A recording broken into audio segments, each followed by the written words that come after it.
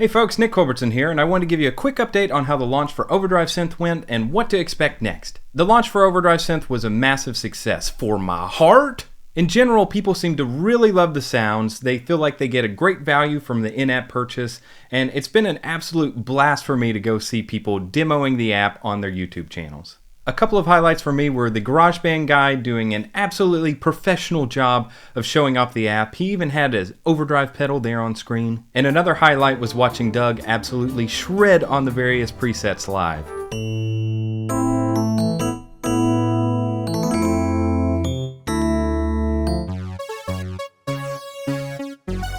Really fat.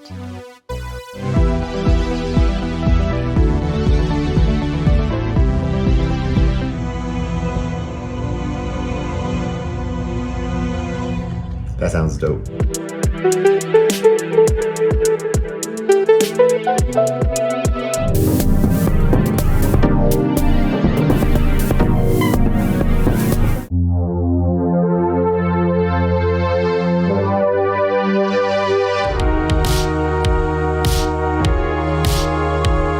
To everyone that took time to show off the app and the people commenting on the videos, I appreciate you all. This is an amazing community and the reception has been overwhelmingly positive, but it hasn't been all roses. Whenever you release a free app, you're bound to get some reviews like this. Surprisingly, it doesn't really bother me too much anymore. I think whenever you're met with this kind of toxic negativity, you sort of have a choice. You can either get defensive and angry about it, or you can just realize this person is unhappy, they have a problem, and it's probably not your app. But this is a nice reminder that if you do like the app, please go and leave a nice review on the App Store. It helps the algorithm in having more people find the app, and the more people that use the app, it's just going to encourage me to work more on updates in the future. So I'll leave a link to the app in the description so you can click that and just leave a review there. Or if you haven't even downloaded it yet, then you should download the app, and then you should like it, and then you should review it. I should actually take this advice more myself because there's a lot of apps that I use that I really enjoy that I haven't left reviews for, like AUM, for example.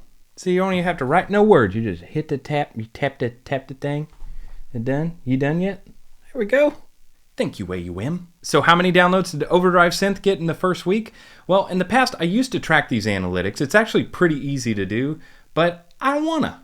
I feel like knowing that number would influence the work that I put into the app. Like if it was too low, I might feel like, what's the point? And if I felt like the number was really high, then I might get really stressed out about it. So instead, I just want to focus on the app and having the app serve the users who are using it the best it possibly can. I like not knowing, and not knowing is half the battle.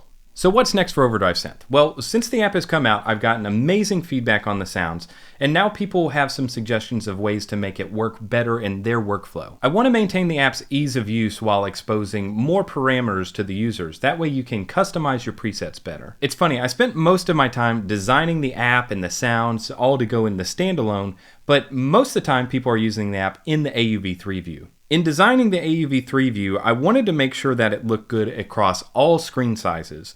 And in AUM, you can actually run the app in portrait on your iPhone. Having an interface that's accessible, a portrait on your iPhone in a zoomed in mode, but also looking good on an iPad in the widest possible view, there's a lot of consideration that goes into it. I want to keep the usability as the top priority in the AUV3 view, but I also do see the value in having it look like a similar UI to what you have in the app. Now there will have to be special considerations for whenever you are running it on the iPhone in the portrait mode, because if you have all those little knobs side by side, it's not really usable anymore. I think this is the case for most AUV3 applications. So one option is whenever the view is very narrow, you can put those knobs into a scroll view, but having knobs inside of a scroll view is generally a bad idea because the touches are getting all whacked up.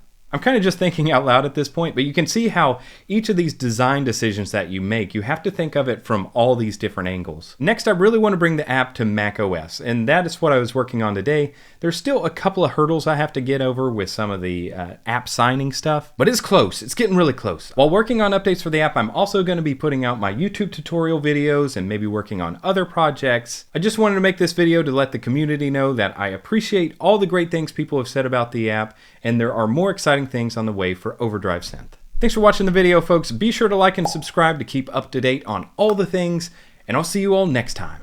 Now back to work.